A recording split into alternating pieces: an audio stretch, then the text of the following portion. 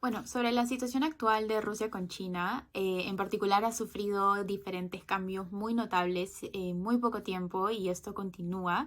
Las causas de esos cambios pueden ser por diferentes motivos, incluyen la naturaleza cambiante del comportamiento de China, las relaciones de Occidente que tiene el Occidente con Rusia y con China, las preocupaciones económicas, incluso la personalidad de los líderes de estos países, los intereses de seguridad fundamental, todo el impacto que tuvo el COVID-19, el impulso global hacia la energía verde, el cambio generacional y ahora último el más creciente interés que tiene Rusia con su país vecino. Buenas noches, yo voy a hablar acerca de la coyuntura actual del Perú. Con respecto a la crisis política, existe fragmentación por parte de las brechas políticas y preferencias. Hoy solo un 22% de aprobación al presidente de la República y alrededor de un 6% en la aprobación del Congreso. También existe un 27% de ciudadanos mayores de 15 años que han sido víctimas de actos delictivos por la inseguridad ciudadana. Con respecto a la economía, estamos hablando de la inflación. En el mes de julio del 2022 obtuvo más del 5%, lo cual está fuera de los márgenes establecidos por el BCRP de 1 a 3%. Eh, en los puntos de la capital subió el 11% la pobreza en los últimos 2 años y en zonas rurales se ha mantenido más del 40%. Y por parte de la informalidad, está representa el 76% y esto es debido a la suspicacia frente a las autoridades, ¿no?, tributarias y la ineficiencia del Estado para atender las necesidades de los trabajadores. En crisis política, el reporte del índice de corrupción, tenemos una puntuación de 36 y nos encontramos en el puesto 105 de 180 países miembros. Esto es debido a los últimos escándalos de corrupción en los últimos años y debido a la crisis sanitaria desde el inicio de la pandemia hemos tenido escasez de instalaciones para atender a pacientes COVID e ineficientes servicios de salud pública los últimos años. En cuanto al aspecto económico, la situación entre China y Estados Unidos ha creado una guerra comercial entre ambos que ha impuesto entre 470 billones de dólares como aranceles a las exportaciones e importaciones de esos países, lo que ralentiza la dinámica comercial. Además, el encarecimiento del suministro de gas y de hidrocarburos por parte de Rusia al resto del mundo también ha ocasionado un fuerte aumento en el costo de vida en varios países que se suministran de Rusia y por lo tanto, de acuerdo a la vulnerabilidad del país, ya en el aspecto social, se ha aumentado también la escasez de productos de primera necesidad y en ciertos países vulnerables se ha aumentado el nivel de pobreza. En cuanto al aspecto político, existe un miedo constante por la armamentización de esta situación. Ya ha sucedido entre Ucrania y Rusia. Desde el 2014 han habido intentos de ocupación del país y existe un miedo de que se armamentice la situación entre Taiwán y China. Esas serían las consecuencias políticas, sociales y económicas del conflicto. Otros actores internacionales que se encontró es el ciberespacio. El riesgo en que se identifique un conflicto en el ciberespacio entre estas grandes potencias cibernéticas sigue siendo alto. Por ejemplo, Estados Unidos, China y Rusia comprenden perfectamente el costo de una posible guerra cibernética, pero sus posturas estratégicas y políticas con respecto a las confrontaciones en el ciberespacio difieren significativamente. Cada uno de estos tres estados invierte en grandes cantidades de recursos para poder mantener capacidades cibernéticas competitivas. Por ejemplo, Estados Unidos y China distinguen claramente entre capacidades de ciberseguridad, ofensivas y defensivas, en sus documentos estratégicos y arreglos prácticos. De estos tres estados, por ejemplo, Estados Unidos posee las fuerzas cibernéticas más poderosas, pero su extensa infraestructura cibernética también es la más vulnerable a los ataques cibernéticos.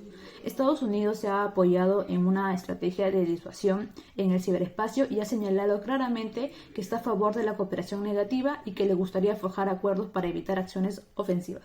Buenas noches, profesor. Con respecto a los intereses comerciales y económicos entre el bloque generado entre Rusia y China, se puede apreciar que Rusia le ofreció su canal marítimo para que pueda reducir costos logísticos y poder transportar de manera más rápida al continente europeo, y por parte de China genera muchos productos manufactureros y servicios que le ofrece a Rusia, y es por ello que tienen una alianza estratégica con respecto a Estados Unidos y Europea. Vienen generando desde hace años atrás una negociaciones para crear un área de libre comercio e inversiones, en el cual se genera más del 40% del PBI mundial y les ayuda a tener menos aranceles para poder tener un libre comercio de mercancías. Entre los principales indicadores del sector minero para llevar un control de desarrollo de este se encuentra el Producto Bruto Interno Total, el PBI minero, el porcentaje de participación de la minería en las actividades del país, la inversión minera anual, las exportaciones mineras anuales y el porcentaje de participación de la minería en el impuesto a la renta. De acuerdo a la relevancia de la producción, Perú es el primer productor de oro, zinc, estaño, plomo en América Latina y el segundo en productor de plata, cobre y zinc a nivel mundial. Las exportaciones mineras peruanas representan aproximadamente el 60% de las exportaciones del país, contribuyendo a la generación de divisas y permitiendo realizar importaciones que son necesarias para el crecimiento de la economía. Respecto a la relevancia de generación de empleo del país, según Diego Macera, se estima que por cada empleo creado en la minería se generan otros 8 empleos en transporte, manufactura y otro. La minería se conecta con toda la economía, necesitan insumos, productos y servicios. Gracias.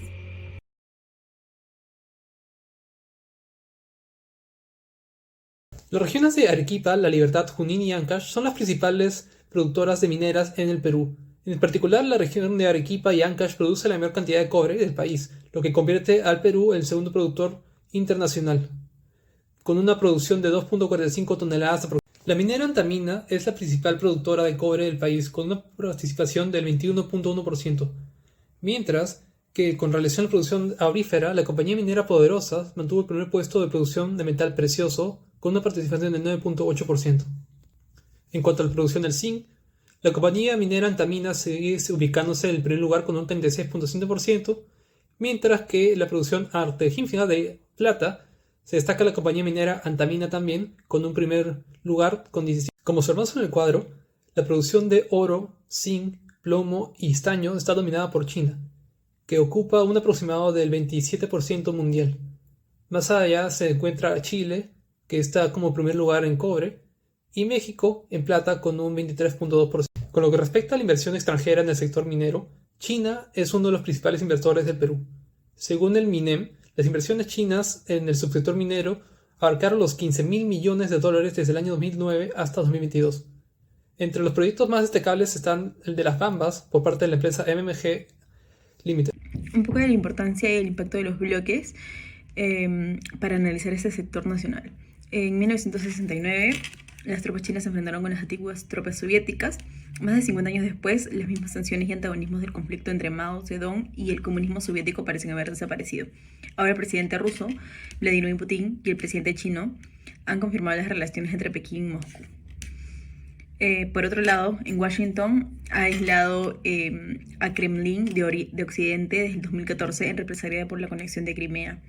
Mientras que las sanciones aumentaron en los 2 últimos años después del Congreso introdujera medidas contra la intromisión rusa en las elecciones del 2016. Hoy el gobierno de Estados Unidos advirtió a China que ningún país puede salvar a Rusia de las exacciones extranjeras tras la invasión a Ucrania. ¿Cómo afecta este conflicto al sector minero? Bueno, Rusia es un importante productor de materias primas. Con la caída del régimen soviético desapareció la demanda de acero. Y 3, que Rusia es un importante productor de casi todos los tipos de productos básicos y es un importante consumidor de acero que abastece a todas sus fuerzas armadas e industriales, así como a demás países en todo el mundo. Para el siguiente cuadro se muestran las fortalezas, oportunidades, debilidades y amenazas que tiene el sector minero en el 2022 y tomaremos en cuenta la coyuntura internacional y nacional, así como el conflicto entre los bloques de Rusia y China con Estados Unidos y la Unión Europea.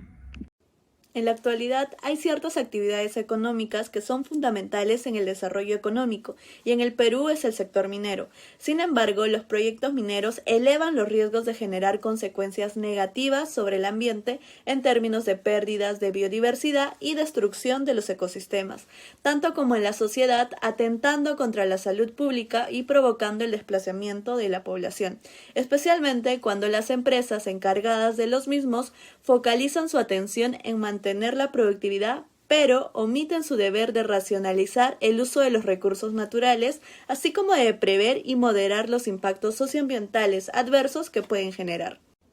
En el sector nacional existen muchos casos en los que la minería ha tenido un impacto socioambiental. Este cuadro nos muestra el registro de los conflictos socioambientales activos y latentes durante el mes de agosto, en donde de los 133 registrados, el 66.9% corresponde a conflictos vinculados a la minería, con 89 casos registrados según la Defensoría del Pueblo.